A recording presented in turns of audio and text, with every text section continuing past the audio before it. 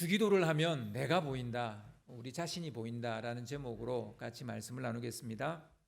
시중에 샌드위치나 햄버거 종류가 많습니다. 어디에서 나온 걸 여러분 좋아하십니까?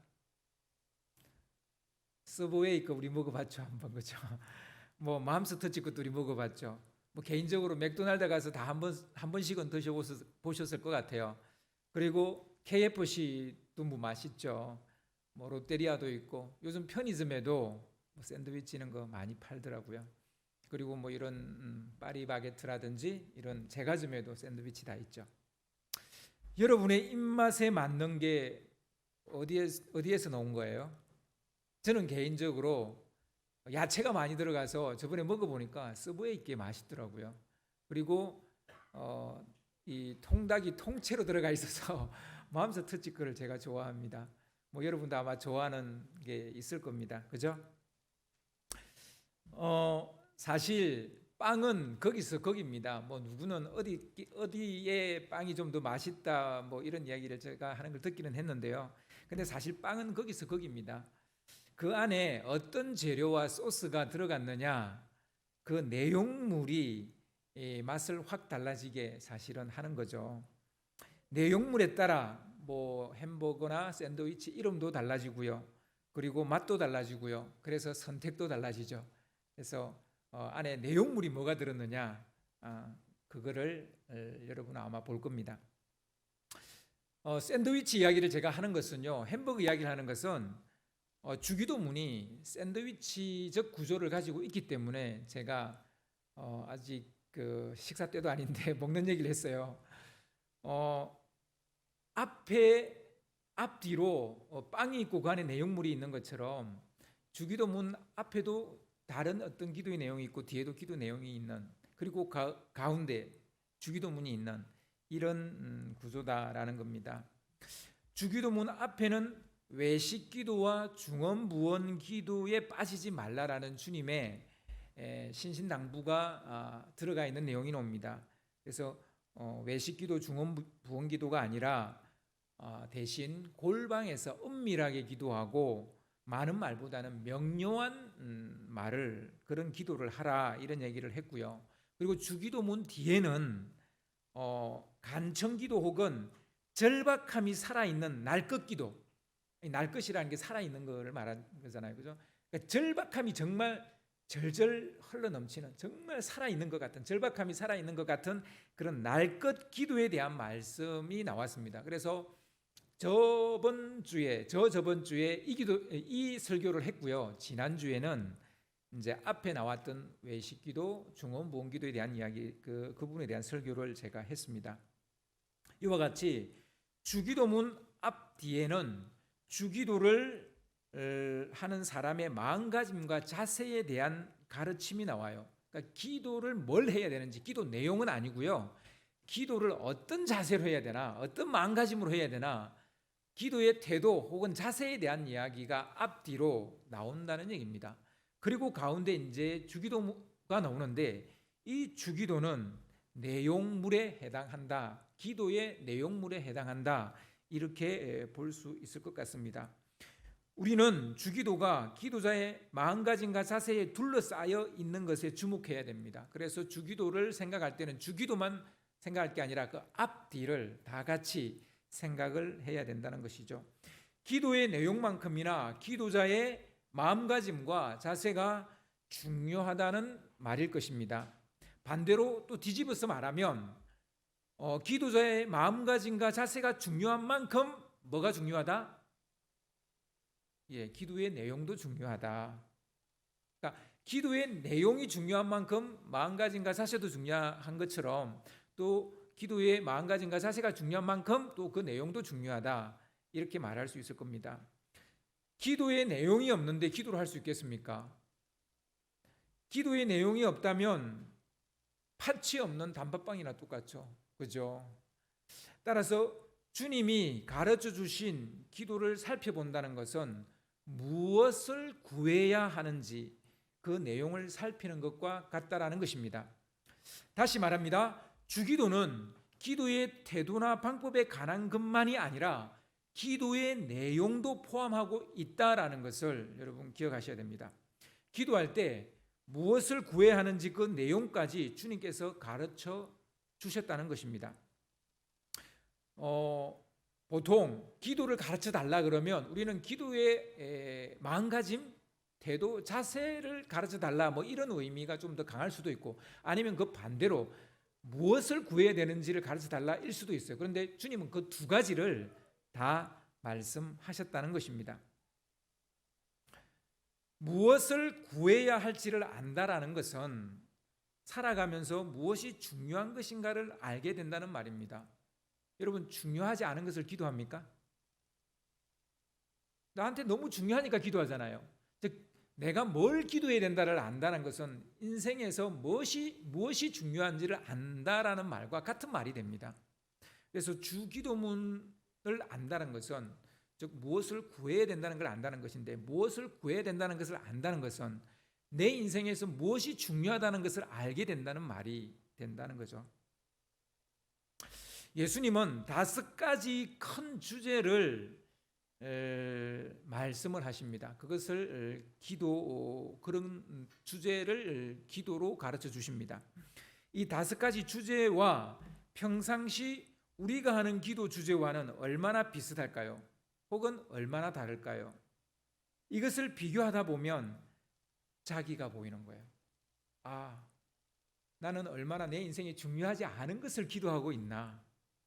나는 얼마나 내 인생에 중요한 것을 지금 놓고 씨름하고 있나? 즉 자기가 보인다는 거예요. 자기가. 여러분, 주기도를 생각하면서 자기가 보인다는 생각 해보셨습니까? 여러분, 주기도를 하면 자기가 보여요. 내 관심이 어디에 있는 건지, 그리고 내가 어디에 집착하고 있는 건지, 내가 무엇을 좋아하는지, 내 마음이 어디로 향하고 있는지, 이런 게 다 보입니다.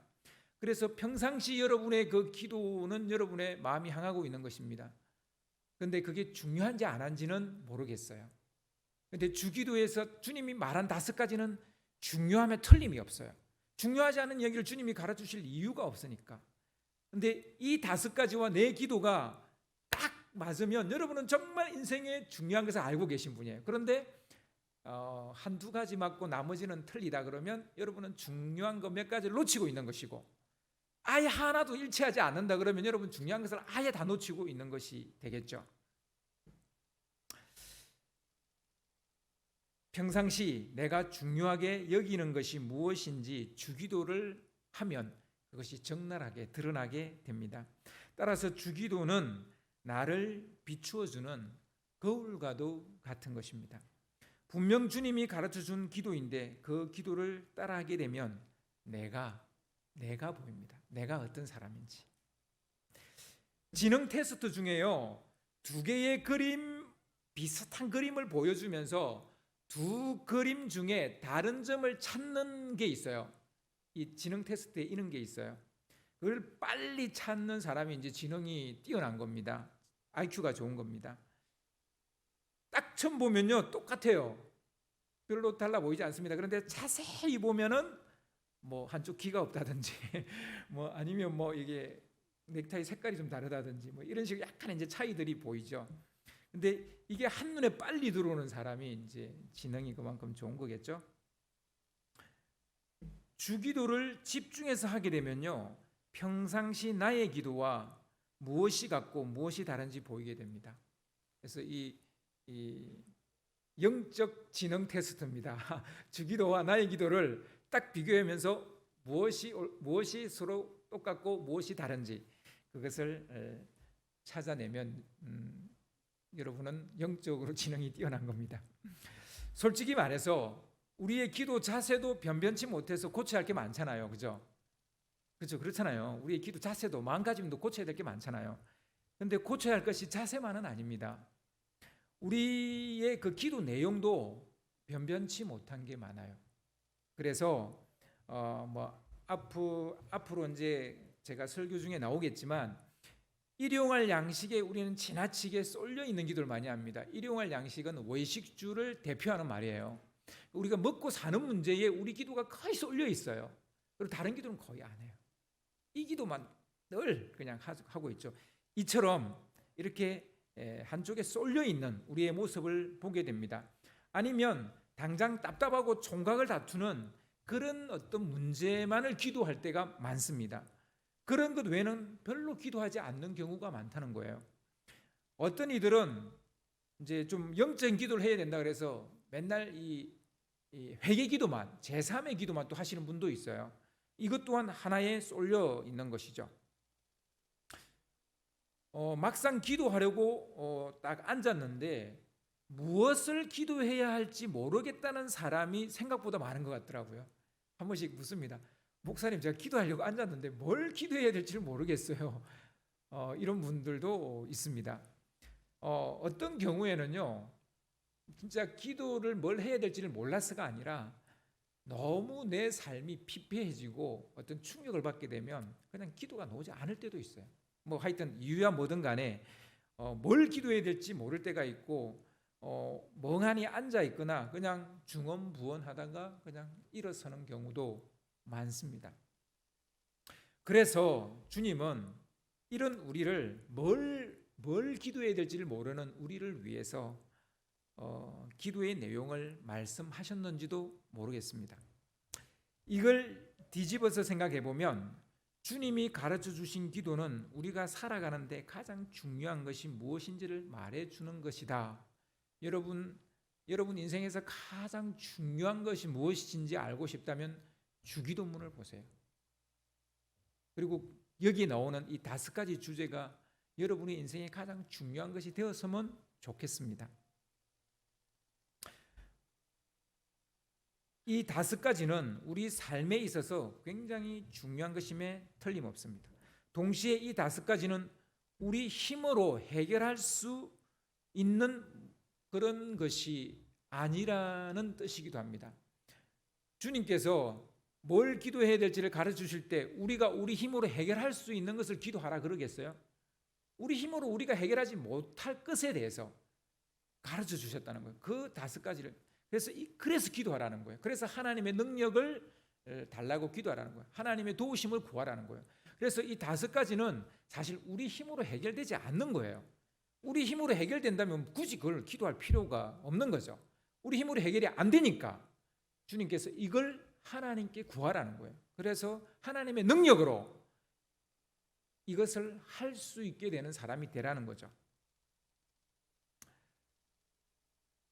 우리 이미 앞에서 설교를 들었죠. 벗이 있어요. 근데 멀리서 한 벗이 찾아왔어요. 근데 그 벗이 며칠 굶었어요. 그래서 가까이 사는 벗에게 가서 빵을 구했어요. 왜냐하면 자기에게 빵이 없었기 때문입니다. 즉 자기에게 없으니까, 지금 자기 힘으로 해결할 수 없으니까 친구에게 가서 구한 것이죠. 이 5가지는 우리 스스로 해결할 수 있는 그런 문제가 아닙니다. 하나님이 도와주셔야만 되는 것이죠. 구해야만 되는 것이죠.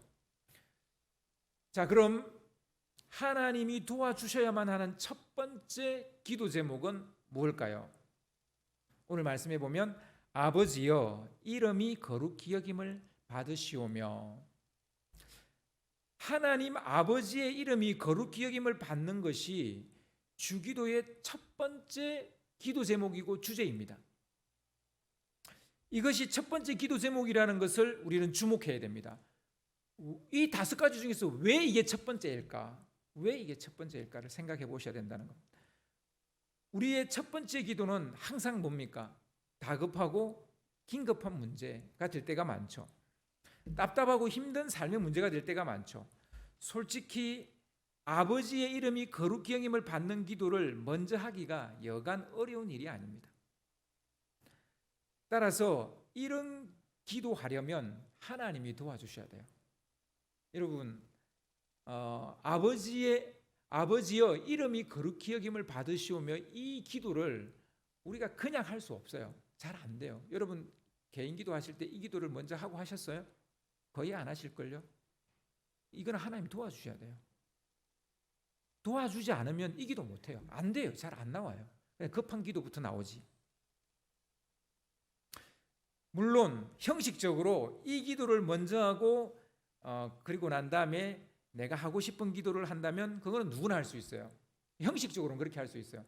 그러니까 진심으로 아버지의 이름이 거룩히 여김을 받기를 간절히 원해서 이 기도가 제일 먼저 튀어나온다면 그 사람이야말로 진짜 믿음의 사람이에요.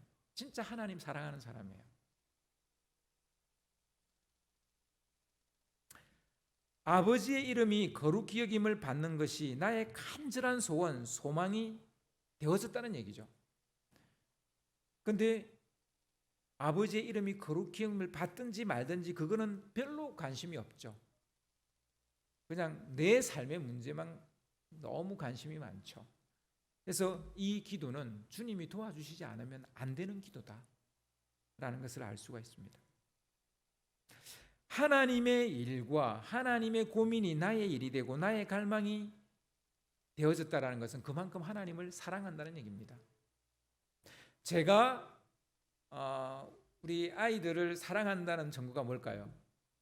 아이들의 일이 내 일로 느껴질 때, 그게 사랑하는 증거. 그러니까 우리 장로님 아까 기도해 주셔서 감사한데요, 시온이가 군대에 있어요. 얼마 전에 백신을 맞았는데 우리 어머님도 백신 걸리고 별로 뭐 후유증 없는데 이 젊은 놈이 후유증이 있어요. 지금 설사하고 있대요. 그러니까 그게 신경이 쓰이는 거예요. 걔 일이 내 일로 느껴지죠. 이게 아버지인 거죠. 이게 사랑하는 것이죠. 여러분 하나님 사랑한다는데요, 여러분 정말 하나님 사랑하세요?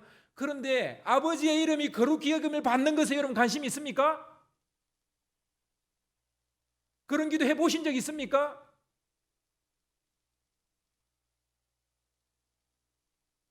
그러지 않고 하나님을 어떻게 사랑한다고 말할 수 있어요?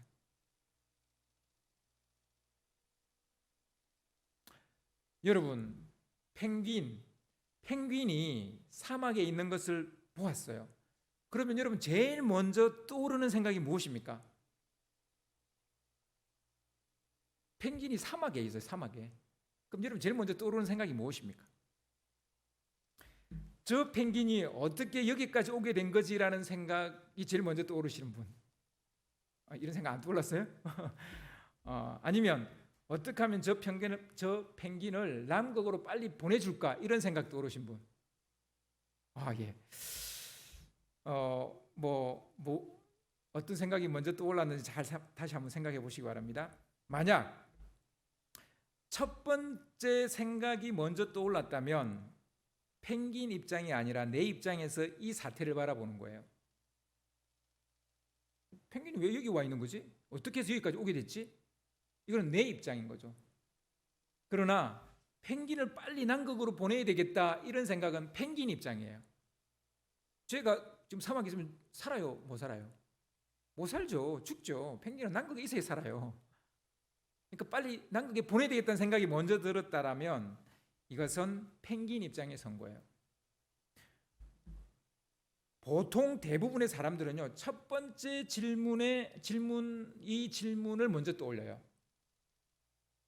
저게 왜 여기 와 있지? 저게 왜 사막에 와 있지? 이 생각이 사실은 제일 먼저 떠올라요. 우리는 기도할 때 여전히 내 입장밖에 모릅니다. 하나님의 입장을 별로 생각하지 않아요. 그러나 진심으로 하나님을 사랑하게 되면 하나님의 입장에 서게 됩니다. 하나님의 입장이 내 입장이 됩니다. 하나님의 일이 내 일이 됩니다. 주님이 마음 쓰는 것에 내 마음이 쓰입니다. 이게 주님을 사랑하는 사람입니다.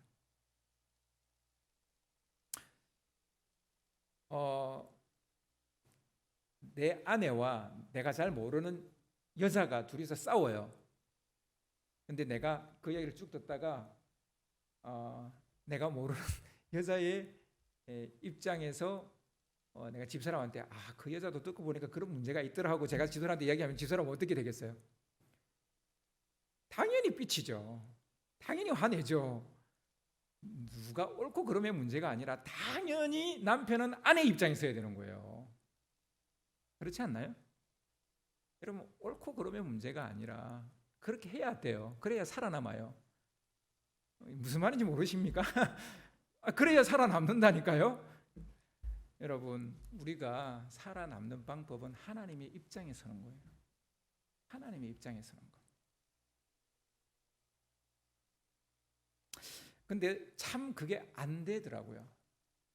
집사람이 뭐 회사에서 있었던 일을 이야기하면, 예를 들어보면 자꾸 객관적인 입장에 내가 쓰려 그래요.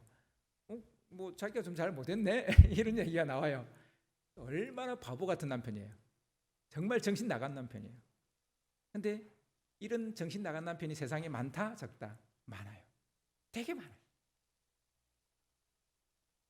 여러분, 하나님 입장 서는 거 쉽지 않아요. 그래서 기도가 필요해요. 우리가 하나님 입장 서는 거요 쉽지 않아요. 은근슬쩍 세상 입장에서요.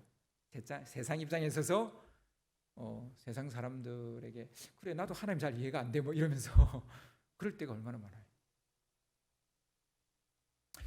두 여인이 한 아기를 놓고 서로 자기 아기라고 우기고 다투다가 결국 솔로몬 왕을 찾아왔습니다. 왕이 재판을 해야 되니까 서로 자기 아기라고 우기니 참 난감하기 이를 데가 없는 거예요.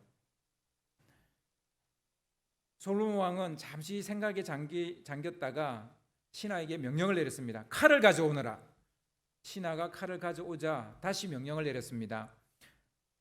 서로 자기 아기라고 우기니까 칼로 아기를 나누어서 반반 가지게 해라. 이렇게 명령을 내린 거예요. 이 명령이 떨어지자마자 두 여인은 즉각적으로 반응을 했습니다. 한 여인은 이왕 이렇게 된 거 반반 나누어 가집시다. 잘 됐네. 딱 이렇게 말했어요. 그리고 다른 여인은 울면서 왕에게 간청을 했습니다. 왕이시여, 내가 가짜 엄마입니다. 내가 가짜 엄마니까 이 아이를 살려주시고 저 여인에게 보내세요.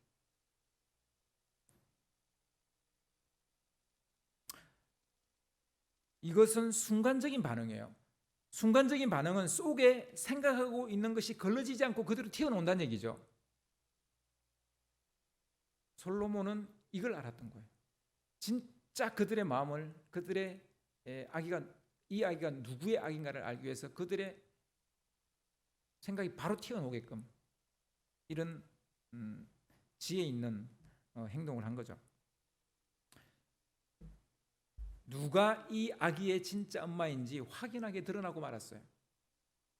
엄마의 입장인가 아기의 입장인가? 진짜 아기를 사랑하는 엄마는 당연히 아기의 입장을 먼저 생각할 수밖에 없죠. 이 상황에서 엄마 입장에 선다, 가짜입니다. 다 가짜예요. 이 상황에서는 아기 입장에 서는 것이 진짜 엄마입니다. 그렇지 않습니까? 솔로몬은 그걸 알은 거예요. 이 당시에 솔로몬 아이를 낳았을까 안 낳았을까요? 안 낳았을 것 같아요. 그런데 이걸 어떻게 알았을까요? 그러니까 지혜의 왕이죠. 아무튼 놀랍습니다. 우리가 진심으로 하나님을 믿고 따른다면 하나님의 이름이 거룩히 여김을 받는 것에 민감해질 수밖에 없어요. 하나님 입장에 설 수밖에 없어요. 하나님의 이름이 더럽혀지는 것에 대해서 화가 나야 되고요. 그거에 대해서 기분이 상해져야 돼요. 이게 하나님 입장에 선 사람이고 하나님을 사랑하는 사람입니다. 하나님을 사랑하면 주기도의 첫 번째 기도 제목이 평상시 우리 기도에서도 저절로 첫 번째에 나오게 돼 있어요. 하나님, 이 세상 사람들이 몰라서 그 하나님의 이름을 너무나 더럽히고 있습니다. 주님의 이름을 망령되이 이끌고 있습니다. 어찌하면 좋습니까? 주님, 내가 오늘 어떤 일로 주님의 이름을 더럽혔습니다. 이 기도가 나오게 돼 있다고.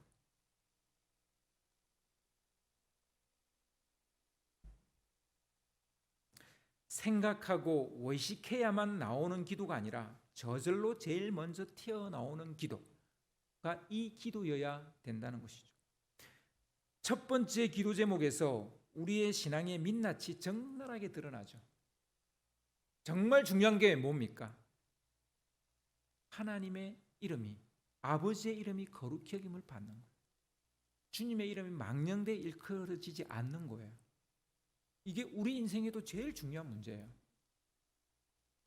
만약 그게 제일 중요한 문제가 아니라면 우리는 하나님을 사랑한다 말할 수 없어요. 하나님을 믿는다고도 말할 수 없을 거예요. 내가 필요할 때만 부르는 램프의 요정 지니 정도로 하나님을 생각하고 있는 거죠. 내가 필요할 때만 하나님을 찾는, 그 하나님이 지니가 아니잖아요. 하나님이지. 지니는 제가 지니잖아요. 현지니. 여러분 너무 어이없어서 웃으시는데, 여러분 하나님을 찾으셔야죠. 하나님을. 기도할 때 하나님의 이름이 거룩히 여김을 받는 것에 대해서 손톱만큼도 떠오르지 않는다면, 내가 딱 기도를 하는데 하나님의 이름을 내가 거룩히 여기는 삶을 살았나 안 살았나 이런 것이 떠오르지 않는다면 하나님과 너무나도 멀어져 있는 것은 아닌지 우리가 생각해 볼 일입니다.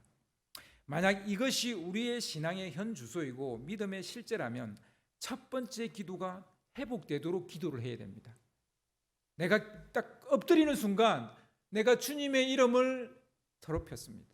엎드리는 순간 이 세상 사람들이 주님의 이름을 너무나 깔보고 있습니다. 어찌하면 좋습니까?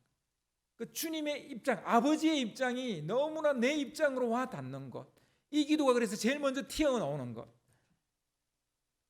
그렇게 되도록 우리 심령이 그렇게 되도록 기도해야 된다는 것이죠. 우리는 솔로몬의 재판을 두고 그의 지혜를 이야기하지만 막상 그 지혜가 뭡니까? 그럼 솔로몬의 그 재판이 지혜로운 재판이라 말하는데 도대체 솔로몬이 말하는 지혜가 그럼 뭡니까?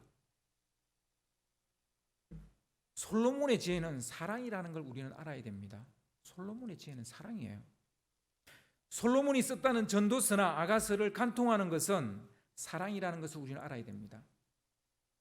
해 아래 모든 것이 헛되고 헛되지만 헛되지 않은 것이 있는데 그것은 무엇입니까? 창조주 하나님을 기억하는 거예요. 창조주 하나님을 사랑하는 거예요. 사랑은 죽음같이 강하고 질투는 서울같이 잔인하며 불길같이 일어난다. 이게 아가서의 주제입니다. 하나님 사랑이 없다면 아무리 요란해도 빈 깡통 같은 인생이 될 수밖에 없어요. 하나님의 사랑이 없다면 불길 같은 열정을 우리는 가지지 못할 겁니다. 그리스도인의 첫 번째 삶의 목적은 아버지의 이름을 거룩히 여기는 것입니다. 이것은 누가 시켜서 되는 것이 아닙니다. 하나님을 사랑하면 저절로 생기는 것입니다. 그리스도인은 아버지의 이름이 더럽혀지지 않도록 살아내야 됩니다. 여러분, 이게 쉬운 게 아니죠. 우리가 우리의 삶을 통해 하나님께 영광을 돌릴 수 있다라는 것이 얼마나 어려운 일인지는 지금까지 살아온 지난날의 우리의 삶을 돌아보면 대번에 알 수 있어요. 그렇게 못 살아왔잖아요. 이게 어려운 겁니다. 그래서 기도해야 되는 거예요. 쉬운 거면 주님 이거 기도하라 하겠어요? 이게 잘 안 되는 거니까, 어려운 거니까 첫 번째 기도 제목으로 이것을 주시는 거예요. 그래서 우리는 매일 이 기도를 해야 돼요. 아버지의 이름이 거룩히 여김을 받으시오.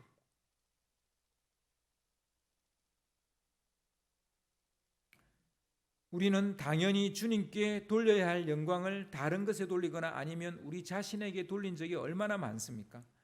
하나님이 아닌 것에 영광을 돌리는 것을 우리는 우상 숭배라고 말하고 하나님을 거역한 것이라고 말하죠. 또한 우리는 너무나 교묘하게 주님의 이름 대신 우리 자신의 이름을 드러내려고 하죠.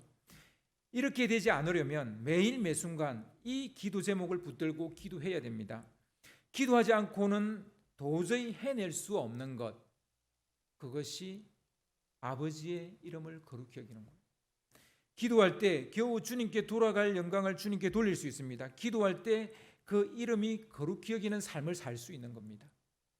하나님이 도와주셔야만 할 수 있는 두 번째 기도 제목은 뭘까요? 하나님의 나라가 임하는 겁니다. 마태복음에는 하나님의 나라와 하나님의 뜻을 연결해서 이야기합니다. 나라가 임하시오며 뜻이 하늘에서 이루어진 것 같이 땅에서도 이루어지리이다. 이 아버지의 뜻과 하나님의 나라가 서로 연결되어 있습니다. 하나님의 나라가 하늘에서만 이루어지는 것이 아니라 이 땅에서 이루어지는 것이 하나님의 뜻이라는 거예요.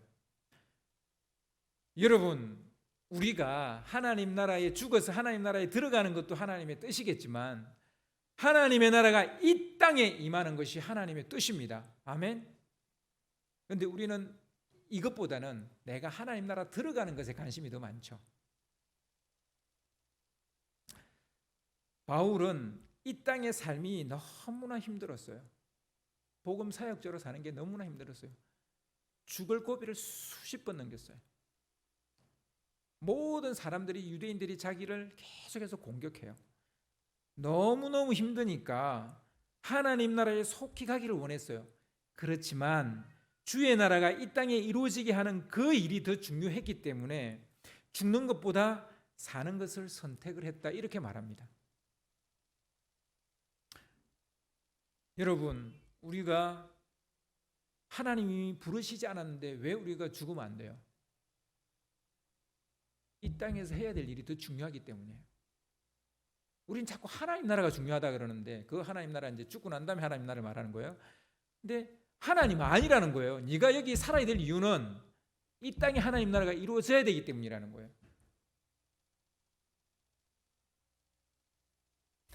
예수님도 공생애 내내 아버지의 뜻을 이루는 일에, 하나님의 나라가 이 땅에 임하는 일에 혼신의 힘을 쏟았습니다. 아니, 자신의 생명까지 그 일에 바쳤습니다. 여러분, 오래된 복음송 가사처럼요, 여러분 아시죠? 낮의 해처럼 밤의 달처럼 그 2절에 보면 예수님처럼 바울처럼 그렇게 살 수 없을까? 남을 위하여 당신들의 온몸을 온전히 버리셨던 것처럼 주의 사랑은 베푸는 사랑, 값없이 거저주는 사랑.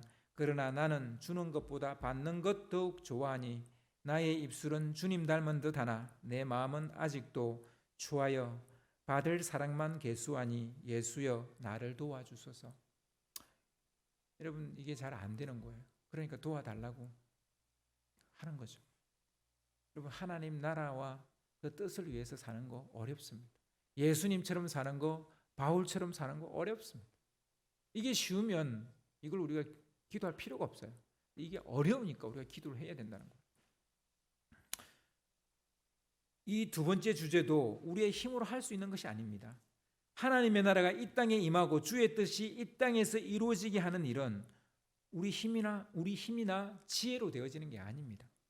이것은 분명 우리의 사명이 맞습니다. 하나님의 나라가 이 땅에 임하는 것, 하나님의 뜻이 이루어지는 것, 우리의 사명이 맞아요. 그러나 우리 스스로 이것을 해낼 수는 없습니다. 그래서 매일 매순간 이것을 놓고 기도를 해야 되는 것이죠. 그리스도인은 먼저 하나님의 나라와 의를 구해야 됩니다. 그러나 우리는 곧 사라지고 말 자기의 세계를 넓히는데, 나의 세계를 넓히는데 모든 힘을 쏟아버리죠.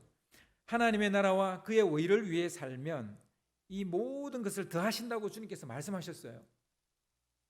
그래도 이 말씀 무시해요. 안 믿어요. 그냥 하나님 나라와 의는 저 뒤로 제쳐놓고 내 삶만, 오직 내 삶만 주장하죠. 모든 그리스도인들이 하나님의 나라가 아니라 자기 자신을 위해 살아가고 있으니 하나님의 나라가 이 땅에 임하기는 요원해 보입니다. 많은 분들이 이렇게 말합니다. 왜 주님 다시 오시지 않습니까? 다시 오시도록 우리가 하나도 하지도 않으면서, 하나님 나라가 임하도록 아무것도 하지 않으면서 왜 하나님 나라가 안 오느냐고 이야기를 하는 거죠. 이 또한 얼마나 어불성설이에요. 죽었다 깨어나도 우리의 힘으로 하나님의 나라가 임하게 할 수 없습니다. 그래서 기도해야 되는 겁니다. 기도할 때 우리의 삶의 영역 가운데 하나님의 나라가 임합니다. 기도할 때 우리의 마음 가운데 하나님의 나라가 임합니다. 기도할 때 우리의 가정과 삶의 자리에 하나님의 나라가 임합니다. 우리의 노력과 수고가 필요 없다는 말이 아닙니다. 노력하고 수고해야 됩니다. 하지만 하나님이 도와주시지 않는다면 우리의 마음에도, 우리의 가정에도, 우리의 삶의 자리에도 하나님의 나라가 임하지 않는다는 것이죠. 하나님의 도우심이 없이는 어림도 없습니다. 그래서 기도해야 되는 겁니다. 하나님의 나라가 임하도록 기도하지 않는다면 우리는 우리 자신만을 위해서 살게 될 것입니다. 예수님은 자신만을 위해서 사는 사람에게 이런 비유를 들어서 말씀을 하셨어요. 어떤 부자가 밭에서 많은 소출을 거두었습니다. 그래서 그는 속으로 내 소출을 쌓아둘 곳이 없으니 어떻게 할까? 궁리를 하였습니다. 그는 혼자 말하였습니다. 그래, 이렇게 하자, 이렇게 해야 되겠다. 내 곡간을 헐고 더 넓게 짓고 내 곡식과 물건들을 다 거기다 쌓아두면 되겠다. 그리고 내 영혼에게 이렇게 말을 하는 거야. 영혼아, 여러 해 동안 쓸 많은 물건을 쌓아두었으니 너는 마음을 놓고 먹고 마시고 즐겨라. 그러나 하나님께서 그에게 말씀하셨습니다. 어리석은 사람아, 오늘 밤에 내 영혼을 내게서 도로 찾을 것이다. 그러면 내가 장만한 것들이 누구의 것이 되겠느냐? 자기를 위해서는 재물을 쌓아두면서 하나님께 대하여 인색한 사람은 바로 이와 같이 될 것이다. 이렇게 말씀하셨어요. 주님은 사람의 생명이 그 소유에 넉넉한 데 있지 않다 이렇게 말씀하십니다.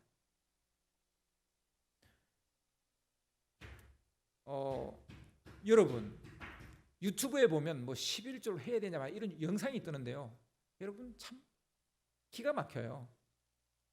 11조를 해야 되냐 말을 왜 해요? 아무 필요 없는 얘기예요.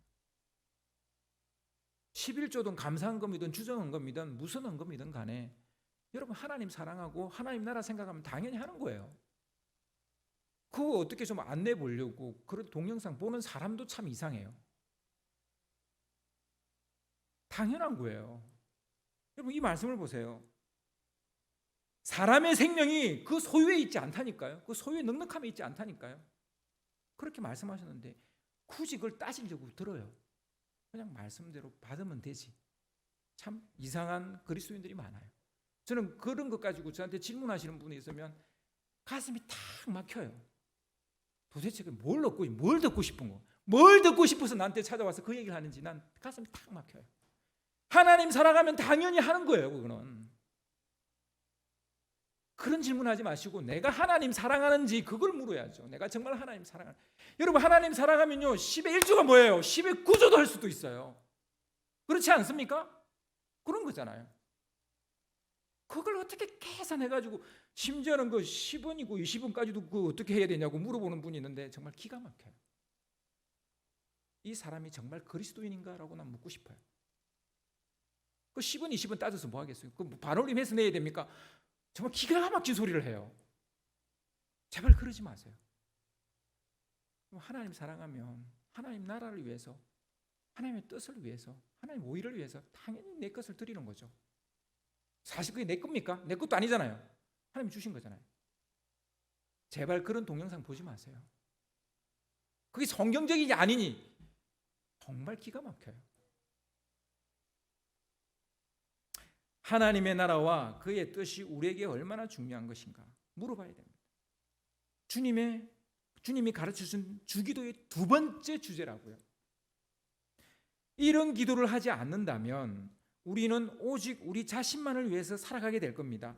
이런 기도를 하지 않는다는 것은 자기 자신만을 위해서 살아간다는 것입니다. 하나님은 자기 성공을 위한 덜러리에 불과한 거예요. 주인공은 자기인 거예요. 이 인생의 주인공은 항상 자기인 거예요. 그리고 하나님은 덜러리인 거예요. 우리는 얼마나 잊고 살았습니까? 하나님의 나라와 그 뜻을 얼마나 모른 척하고 살았습니까? 예수님과 제자들과 오늘을 사는 우리에게 말씀하십니다. 기도할 때 이와 같이 하나님에 관련된 것 두 가지를 먼저 기도하고 그리고 너희 인생사에 관한 기도를 하라는 거예요. 먼저 아버지의 이름이 거룩히 여김을 받는 것, 그리고 하나님의 나라와 그 뜻이 이루어지는 것, 이 땅에 이루어지는 것, 이것을 먼저 기도하고 그리고 난 다음에 너희 인생사의 문제를 기도하라는 거예요. 이 순서가 왜 중요한지 우리는 반드시 기억해야 됩니다. 그러나 감사하게도 주기도를 하면 하나님의 마음과 뜻을 알게 될 뿐만 아니라 내 신앙이 보여요. 내가 얼마나 내 중심적인지, 내 신앙이 얼마나 내 위주로 신앙생활을 하는지, 하나님을 얼마나 덜러리로 생각하고 있는지 내가 보여요. 내 신앙이 보이고 내 관심사가 보이고 내 마음이 다 보여요. 주기도를 하면. 입술만 하나님을 닮았는지 마음과 삶도 하나님을 닮았는지 다 보여요. 여러분, 주기도를 살펴보면 여러분 자신이 좀 보입니까? 오늘 설교를 들으면서 여러분 자신이 좀 보였습니까? 보여야 됩니다. 우리가 주기도를 자주 해야 되는 이유는 사람은 망각의 은사가 있어요. 근데 이 망각을 우리는 자꾸 지적인 것만 망각한다고 생각하는데 여러분 그렇지 않아요. 우리는 감정도 망각을 해요. 두려움도 한때 있었지만 망각할 수 있어요. 공포도 있었지만 망각할 수 있어요. 그런데요, 하나님 사랑하는 마음도 망각을 해요. 시간이 지나면 그 사랑을 잃어버려요. 망각을. 지식만 우리가 망각하는 게 아니에요. 감정도 망각합니다. 잃어버립니다. 여러분, 이 기도를 하면서 계속해서 우리는 이것을 되뇌이지 않으면 우리는 잃어버릴 겁니다. 하나님에 관한 지식, 그리고 하나님을 사랑하는 마음, 둘 다 잃어버릴 겁니다. 그래서 이 기도를 자주 할수록 우리는 이 두 가지를 살려낼 수 있을 것입니다. 이 말씀을 마음에 두시고 이 시간 우리 같이 찬양하기를 원합니다.